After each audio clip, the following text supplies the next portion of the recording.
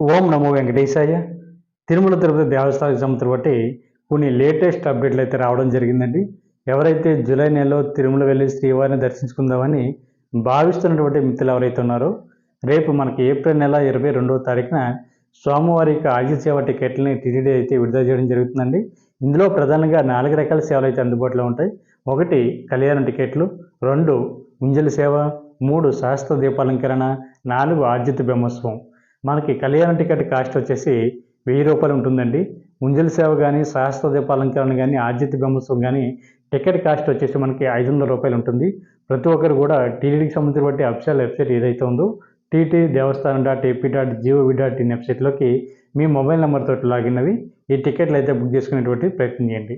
ఎందుకంటే ఇప్పటి వరకు కూడా మనకి జూన్ నెల వరకు కూడా స్వామివారి యొక్క అన్ని ఆర్జిత సేవ టికెట్లు కంప్లీట్ అవనియండి. ఇప్పుడు విడుదలవుతున్నటువంటి కోట వచ్చేసి జూలై